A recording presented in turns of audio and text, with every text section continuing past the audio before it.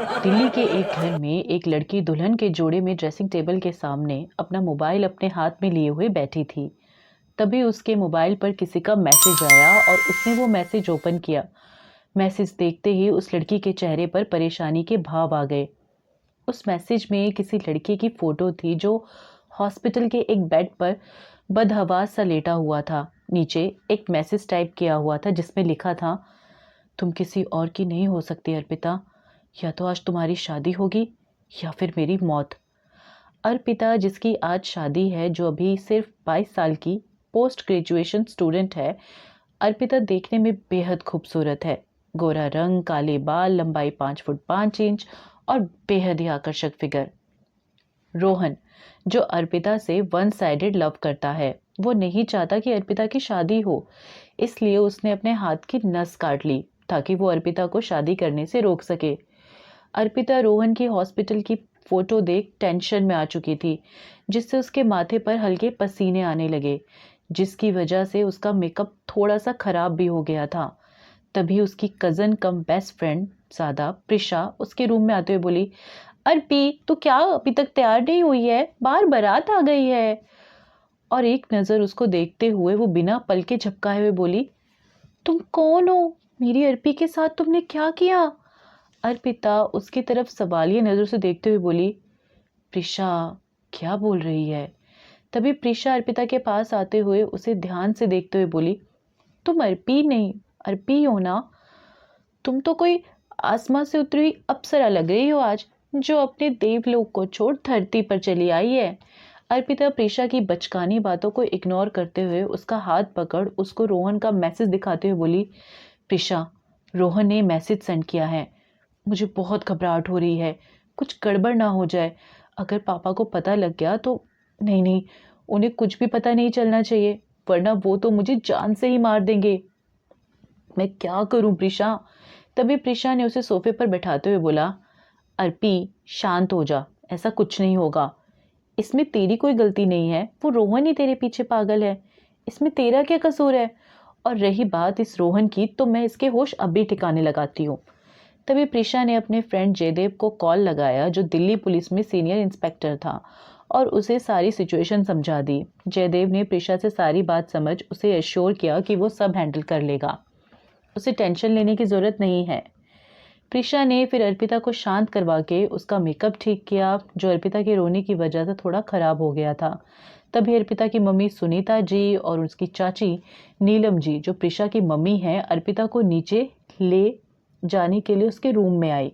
सुनीता जी की आंखों में अर्पिता को दुल्हन के जोड़े में देख आंसू आ गए और वो उसकी नजर उतारते हुए बोली, मेरा बस चले तो मैं अपनी लाडो को कहीं जाने ही ना दूं। ऐसा बोलकर उन्होंने अर्पिता को अपने गले से लगा लिया। माँ बेटी का प्यार देख प्रिशा बोली, ताई जी, आप मेरी विदाई पर भी ऐसे ही रहोगे?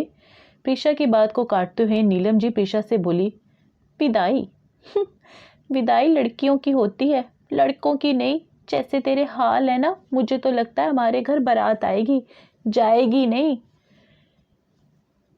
नीलम जी की बात सुन प्रिशा अपना मुंह बनाते हुए बोली, क्या मम्मी, अपनी बेटी के लिए कोई ऐसा बोलता है? तभी नीलम जी ने अर्पिता के सिर पर हाथ फेरते हुए उसके चेहरे को घूंघट से ढकते हुए उसके माथे पर चूमते हुए बोला, सदा सुखी रहो मेरी बच्ची। फिर वो तीनों अर्पिता को शादी के मंडप में ले गए। शादी के मंडप में यश राठौड़ पहले से ही बैठे हुए था। अर्पिता अपनी नजरें नीचे किए हुए मंडप में जाकर बैठ गई। अर्पिता आज से पहले कभी यश से नहीं मिली और ना ही उसने कभी यश की कोई तस्वीर देखी थी। और इस सब की वजह थे उसके पापा अमर सिंह। अमर सिंह आर्मी में रिटायर्ड कर्नल थे और वो बेहद ही पुराने विचारों वाले इंसान थे। घर में सभी उनसे बहुत डरते थे। उनकी मर्जी के बिना घर में कोई काम नहीं होता था। यश को भी उन्होंने ही अर्पिता के लिए पसंद किया था।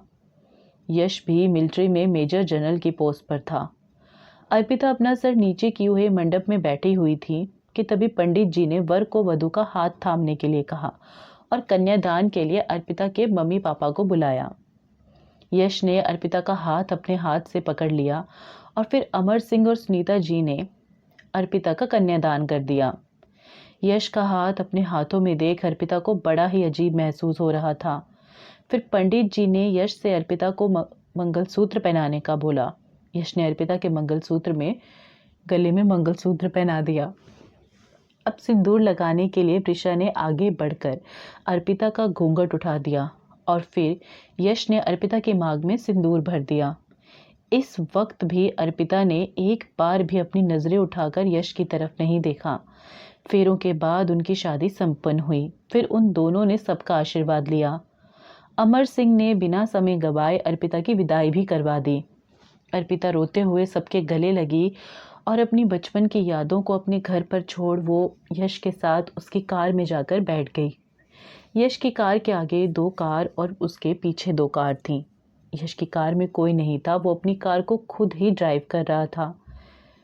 अर्पिता यश के साथ उसके बगल वाली सीट में बैठी हुई थी। उसका घूंघट अभी भी उसके चेहरे को कवर किए हुए था। उनकी कार दिल्ली के बॉर्डर से निकल जयपुर वाले रोड पर आगे बढ़ रही थी।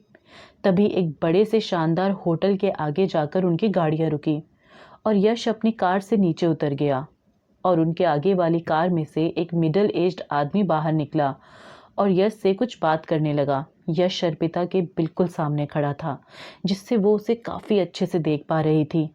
ये पहली बार था जब अर्पिता ने यश को देखा।